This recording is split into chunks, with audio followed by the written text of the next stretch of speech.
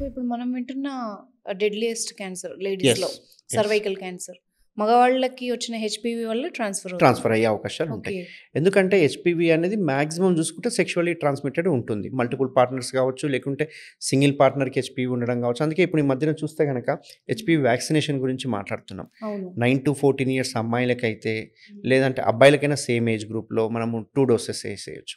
అదే అబ్బాయిలకు కూడా ఉంటుందా యాహ్! ఇది? అబ్బాయిలకు కూడా ఓకే. Same vaccine ఏసేయొచ్చు. హుహు. బట్ ఇక్కడ అవేర్‌నెస్ సర్వైకల్ క్యాన్సర్ మీద వచ్చింది గానీ, పెనియల్ క్యాన్సర్ మీద అవేర్‌నెస్ ఎవ్వరికీ లేదు. ఓకే. ఓకే. ఎందుకంటే ఎంతసేపు cervical cancer, uterine cancer, ovarian cancer అని చెప్పేసి చెప్తున్నారు తప్ప, ఏ ఒక్క సర్జన్ గాని పెనియల్ క్యాన్సర్ గురించి ఇప్పటివరకు మాట్లాడలేదు. ఓకే. బట్ ఇదొక క్యాన్సర్ ఉందనే యెస్. తెలీదు. పెనియల్ క్యాన్సర్స్ మా దగ్గరికి రోజుకొకరైనా వస్తూ ఉంటారు. ఓహ్! ఏంటి సార్ కాజెస్ అవి? దీనిలో కాజెస్ మెయిన్‌గా ఈ హెచ్‌పివి అన్నట్టు. హుహు. హెచ్‌పివి కావచ్చు, లేకపోతే కొన్ని రకాల వైరస్ కావచ్చు, వాట్స్ జెనిటల్ వాట్స్ వలన కావచ్చు, ఇట్లాంటివన్నీ కన్వర్ట్ అయితూ ఉంటాయి అన్నట్టు.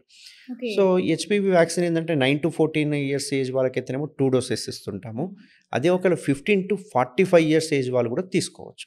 చాలామందికి 9-14 తెలుసు. ఆ 15 తర్వాత ఏజ్ వాళ్ళకి ఎవరికీ తెలీదు. చాలామంది ఏయించుకోవట్లేదు. బట్ 15-45 ఇయర్స్ వరకు 3 డోసెస్ వచ్చినాయి అన్నట్టు. ఇందులో కూడా పెంటావాలెంట్ అని, క్వాడ్రివాలెంట్ అని చాలా రకాలుంటాయి.